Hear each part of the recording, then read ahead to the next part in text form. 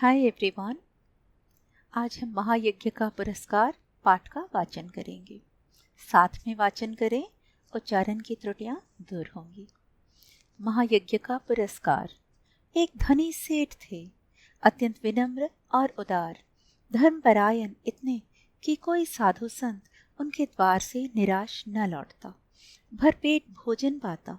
भंडार का द्वार सबके लिए खुला था, जो हाथ पसारे वही पाए। सेठ ने बहुत से यज्ञ किए थे और दान में न जाने कितना धन दीन दुखियों में बांट दिया था, पर सब दिन होत न एक समान। अकस्मात दिन फिरे और सेठ को गरीबी का मुँह देखना पड़ा। संगी साथियों ने भी मुँह फेर लिया और नौबत यहाँ तक आ गई कि सेठ व सेठानी भूखों मरने लगे। उन दिनों एक प्रथा प्रचलित थी। यज्ञों के फल का क्रय विक्रय हुआ करता था। छोटा बड़ा जैसा यज्ञ होता, उनके अनुसार मूल्य मिल जाता। जब बहुत तंगी हुई तो एक दिन सेठानी ने कहा, न हो तो एक यज्ञ ही बेच डालो। सुनकर पहले तो सेठ बहुत दुखी हुए, पर बाद में अपने तंगी का विचार कर एक यज्ञ बेचने के लिए तैयार हो गए। सेठ के यहाँ से 10-12 कोस की दूरी पर कुंदनपुर नाम का एक नगर था, जिसमें एक बहुत बड़े सेठ रहते थे। लोग उन्हें धन्ना सेठ कहते थे। यह अफवाह थी कि उनकी सेठानी को कोई दैवी शक्ति प्राप्त है, जिससे वह तीनों लोकों की बात जान लेती हैं। धन की उनके पास कोई कमी न थी।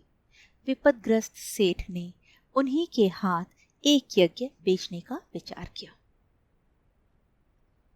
दूर की मंजिल थी, सो सेठानी जैसे तैसे पड़ोसी से थोड़ा सा आटा मांग लाई और रास्ते के लिए 4 मोटी मोटी रोटियां बना पोटली में बांधकर सेठ को दे दी। सेठ बड़े तड़के उठे और कुंदनपुर की ओर चल दिए। गर्मी के दिन थे। सेठ ने सोचा कि सूरज निकले जब तक जितना रास्ता पार कर लूं उतना ही अच्छा है। यह सोचकर वे खूब तेज चले, लेकिन आधा रास्ता पार करते करते धूप में इतनी तेजी आ गई कि चलने में कष्ट होने लगा। पसीने से उनकी सारी देह लथपथ हो गई और भूख भी सताने लगी। सामने वृक्षों का एक कुंज और कुआं देखकर सेठ ने विचार किया कि यहाँ थोड़ी देर रुककर भोजन और विश्राम कर लेना चाहिए। यह सोच वे उस कुंज की ओर बढ़े। पोटली से लोटा डोर निकालकर पानी खींचा और हाथ पैर धोए। उसके बाद एक लोटा पानी ले एक पेड़ के नीचे आ बैठे और खाने के लिए रोटी निकालकर तोड़ने ही वाले थे कि क्या देखते हैं, निकट ही कोई हाथ भर की दूरी पर एक कुत्ता पड़ा छटपटा रहा है। बेचारे का पेट कमर से लगा था। सेठ को रोटी खोलते देख वह बार बार गर्दन उठाता, पर दुर्बलता के कारण उसकी गर्दन गिर जाती थी। यह देख सेठ का हृदय दया से भर आया। बेचारे को कई दिन से खाना नहीं मिला दिखता है, तभी तो यह हालत हो गई है। सेठ ने एक रोटी उठाई और टुकड़े टुकड़े कर कुत्ते के सामने डाल दी। कुत्ता भूखा तो था ही, धीरे धीरे सारी रोटी खा गया। अब उसके शरीर में थोड़ी जान आती दिखाई दी। वह मुंह उठाकर सेठ की ओर देखने लगा। उसकी आंखों में कृतज्ञता थी। सेठ ने सोचा कि एक रोटी इसे और खिला दूं तो फिर चलने फिरने योग्य हो जाएगा। यह सोचकर सेठ ने एक और रोटी टुकड़े टुकड़े करके उसे खिला दी। 2 रोटियां खाने के बाद कुत्ते के शरीर में शक्ति आ गई और वह खिसकता खिसकता सेठ के समीप आ गया। सेठ ने देखा कि अभी भी वह अच्छी तरह चल नहीं पा रहा है। आसपास कोई बस्ती भी नहीं दिखाई दे रही थी। सेठ ने सोचा, एक रोटी इसे और दे दूं तो फिर यह अच्छी तरह चल फिर सकेगा। मेरा क्या है, जैसे 2 खाई वैसे एक, थोड़ी देर में कुंदनपुर पहुंच ही जाऊंगा। सेठ ने तीसरी रोटी उठाई और कुत्ते को खिला दी। अब एक रोटी बची, उसे लेकर वे स्वयं खाने वाले ही थे कि सेठ ने देखा कुत्ते की आंखें अब भी उनकी ओर जमी हैं। उन आंखों में करुण याचना है। सहसा सेठ के मुंह से निकला, हाय बेचारा न जाने कितने दिनों से भूखा है। उनके मन में आया, मेरा काम तो पानी से भी चल सकता है, इस बेचारे मूक और बेबस जीव को एक रोटी और मिल जाए तो फिर निश्चय ही इसमें इतनी ताकत आ जाएगी कि किसी बस्ती तक पहुंच सकेगा। सेठ ने अधिक सोच विचार नहीं किया और वह अंतिम रोटी भी कुत्ते को खिला दी। स्वयं एक लोटा जल पीकर तथा थोड़ा विश्राम करके अपना रास्ता पकड़ा। दिया जले सेठ कुंदनपुर पहुंचे। सेठ हवेली पर पहुंचे तो धन्ना सेठ ने उठकर उनका स्वागत किया। पूछा, कहो सेठ, कैसे आना हुआ? सेठ ने कहा, संकट में हूं और एक यज्ञ आपके हाथ बेचने आया हूं। इतने में धन्ना सेठ की पत्नी ने आकर सेठ को प्रणाम किया और बोली, सेठ जी, यज्ञ खरीदने के लिए तो हम तैयार हैं, पर आपको अपना महायज्ञ बेचना होगा।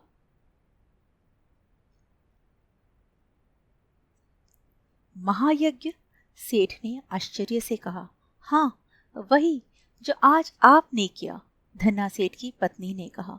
सेठ बड़े आश्चर्य में पड़े। महायज्ञ और आज? वे समझे कि उनका मजाक उड़ाया जा रहा है। विनम्र भाव से बोले, आप आज की कहती हैं, मैंने तो बरसों से कोई यज्ञ नहीं किया, मेरी स्थिति ही ऐसी नहीं थी।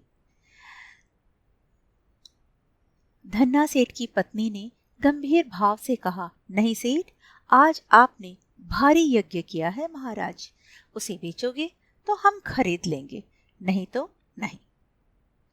सेठ विस्मित विमूढ़ हो गए। उन्हें निश्चय हो गया कि इन लोगों को यज्ञ खरीदना नहीं है, इसलिए ऐसी बातें की जा रही हैं। क्या सोचते हो सेठ, बोलो, राजी हो? धन्ना सेठ की पत्नी ने पूछा। सेठ ने खिन्न होकर कहा, सेठानी जी, हंसी छोड़िए, काम की बात कीजिए। बरसों से मैंने यज्ञ नहीं किया, आप आज की कहती हैं? सेठानी ने समझाया कि आज रास्ते में स्वयं न खाकर 4 रोटियां भूखे कुत्ते को खिला दी। यह महायज्ञ नहीं तो और क्या है? यज्ञ कमाने की इच्छा से धन दौलत लुटाकर किया गया यज्ञ सच्चा यज्ञ नहीं है। निस्वार्थ भाव से किया गया कर्म ही सच्चा यज्ञ महायज्ञ है। क्या आप इसे बेचने के लिए तैयार हैं? सेठ मानो आसमान से गिरे। भूखे को अन्न देना सभी का कर्तव्य है, उसमें यज्ञ जैसी क्या बात? क्या विचार है सेठ जी? यह यज्ञ बेचना है कि नहीं? सेठानी ने पूछा। सेठ ने कोई उत्तर नहीं दिया, चुपचाप पोटली उठाई और हवेली से बाहर चले आए। उन्हें मानवोचित कर्तव्य का मूल्य लेना उचित न लगा। कुंदनपुर के धर्मशाला के चबूतरे पर भूखे पेट जैसे तैसे रात बिताकर पौ फटे वहां से चलकर अगले दिन शाम को सेठ अपने घर आ पहुंचे। सेठानी बड़ी बड़ी आशाएं लगाए बैठी थी। सेठ को खाली हाथ वापस आया देख आशंका से कांप उठी। बोली, क्यों, धन्ना सेठ नहीं मिले?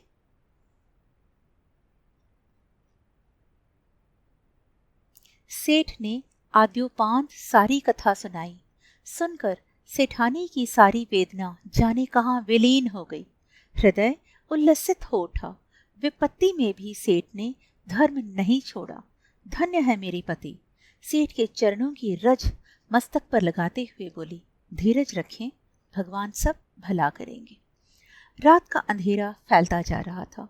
सेठानी उठकर दिया जलाने के लिए दलान में आई तो रास्ते में किसी चीज की ठोकर लगी।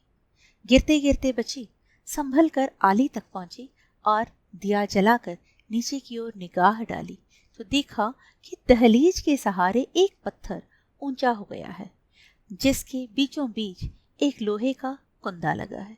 इसी कुंदे से उन्होंने ठोकर खाई थी। शाम तक तो वहां पत्थर बिल्कुल उठा भी नहीं था। अब यह अकस्मात कैसे उठ गया? सेठानी भौचक्की से खड़ी रही, फिर सेठ को बुलाकर बोली, देखो तो यह पत्थर यहाँ कैसे उठ गया? सेठ भी अचरज में पड़ गए। दिए की टिमटिमाती रोशनी में उन्होंने ध्यानपूर्वक देखा तो पता चला कि वह तो किसी चीज का ढकना है। आखिर यह माजरा क्या है? सेठ ने कुंदे को पकड़कर खींचा तो पत्थर उठ आया और अंदर जाने के लिए सीढ़ियां निकल आई। सावधानी से सेठ और सेठानी दिया हाथ में लिए उतरे। कुछ सीढ़ियां उतरते ही इतना प्रकाश सामने आया कि उनकी आंखें चौंधियाने लगीं। सेठ ने देखा वह एक विशाल तहखाना है और जवाहरातों से जगमगा रहा है। देव की इस माया का रहस्य उनकी समझ में नहीं आया। दोनों निस्तब्ध खड़े थे। तभी अदृश्य पर स्पष्ट स्वर में उन्हें सुनाई दिया, ओ सेठ, स्वयं भूखे रहकर अपना कर्तव्य मानकर प्रसन्नचित तुमने मरणासन्न कुत्ते को 4 रोटियां खिलाकर उसकी जान बचाई। उस महायज्ञ का यह पुरस्कार है। सेठ और सेठानी इस दिव्यवाणी को सुनकर कृतकृत्य हुए। वहीं धरती पर माथा टेक कर उन दोनों ने भगवान के चरणों में प्रणाम किया।